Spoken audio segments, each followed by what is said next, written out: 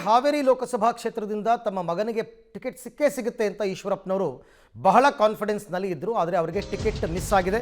ಹೀಗಾಗಿ ಬಿಜೆಪಿ ನಾಯಕರ ವಿರುದ್ಧ ಈಶ್ವರಪ್ಪ ಕೆಂಡಾಮಂಡಲರಾಗಿದ್ದಾರೆ.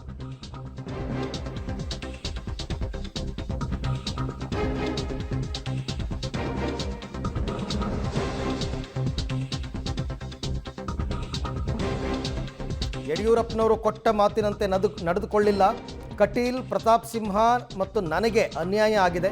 ವೈಯಕ್ತಿಕ ಹಿತಾಸಕ್ತಿಯಿಂದ ತಾಯಿಯ ಕುತ್ತಿಗೆ ಹಿಸುಕ್ತಾ ಇದ್ದಾರೆ ಅಂತ ಈಶ್ವರಪ್ಪನವರು ಬಿಜೆಪಿ ನಾಯಕರ ವಿರುದ್ಧ ಕಿಡಿಕಾರಿದ್ದಾರೆ. ಕಳೆದ ಬಾರಿ ವಿಧಾನಸಭಾ ಚುನಾವಣೆಯಲ್ಲೂ ಕೂಡ ಅವರು ಕ್ಷೇತ್ರ ತ್ಯಾಗ ಮಾಡಿದರು. ನೀವು ಚುನಾವಣಾ ಕಣದಿಂದ ಹಿಂದೆ ಸರಿಬೇಕು ಅಂತ ಹೈಕಮಾಂಡ್ ಹೇಳಿದ ತಕ್ಷಣ ಈಶ್ವರಪ್ಪನವರು ಒಪ್ಕೊಂಡಿದ್ದರು. ಮತ್ತು ಪಕ್ಷದಲ್ಲೇ ಇದ್ದರು. ಜಗದೀಶ್ ಶೆಟ್ಟರ್ ಥರ ಪಕ್ಷವನ್ನು ಅವರು ಬಿಡಲಿಲ್ಲ. ಕಾರಣ ಏನಂತಂದರೆ ಅವ್ರಿಗೆ ಆವಾಗಲೇ ಭರವಸೆ ಸಿಕ್ಕಿತ್ತಂತೆ, ಕಾಂತೇಶ್ಗೆ ಹಾವೇರಿಯಿಂದ ಟಿಕೆಟ್ ಕೊಡ್ತೀವಿ ಅಂತ. ಯಡಿಯೂರಪ್ಪನವರು ಭರವಸೆ ಕೊಟ್ಟಿದ್ದರು, ಎಲ್ಲರೂ ಭರವಸೆ ಕೊಟ್ಟಿದ್ದರು. ಬಟ್ ಎಲ್ಲರೂ ಕೂಡ ಕೈ ಕೊಟ್ಟಿದ್ದಾರೆ ಅಂತ.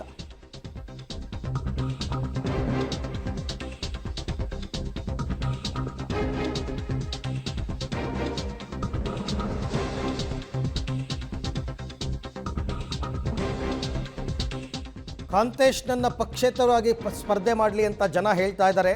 ಹೀಗಾಗಿ ಬೆಂಬಲಿಗರ ಜೊತೆ ನಾನು ಸಭೆಯನ್ನು ಮಾಡ್ತೀನಿ. ಬೆಂಗಳೂರಿನಲ್ಲಿ ಸಭೆ ಮಾಡಿ ಅಂತಿಮ ತೀರ್ಮಾನ ಕೈಗೊಳ್ತೀನಿ. ಕೆಲವು ಹಿರಿಯರನ್ನು ಭೇಟಿ ಮಾಡಬೇಕಾಗಿದೆ, ಅವ್ರನ್ನ ಭೇಟಿ ಮಾಡ್ತೀನಿ. ಆನಂತರ ನನ್ನ ಮುಂದಿನ ಹೆಜ್ಜೆ ಅಂತ ಶಿವಮೊಗ್ಗದಲ್ಲಿ ಮಾಜಿ DCM KS ಈಶ್ವರಪ್ಪನವರು ಹೇಳಿಕೆಯನ್ನು ಕೊಟ್ಟಿದ್ದಾರೆ.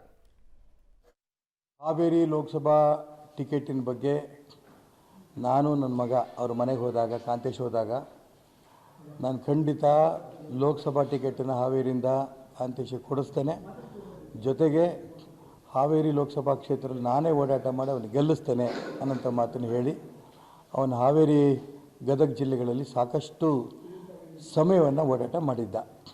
ಆ ಎಲ್ಲ ಜನರು ಕೂಡ ಅವನು ವಿಶ್ವಾಸ ಗೆಲ್ಲಿಸಿದ್ದ. ಆ ಭಾಗದ ಎಲ್ಲ ಸಾಧು ಸಂತರು ಕೂಡ, ಮಠಾಧಿಪತಿಗಳು ಕೂಡ ಆಶೀರ್ವಾದ ಮಾಡಿದರು, 100ಕ್ಕೆ 100 ನಾವು ಗೆಲ್ಲಿಸ್ಕೊಡ್ತೀವಿ ಅಂತ.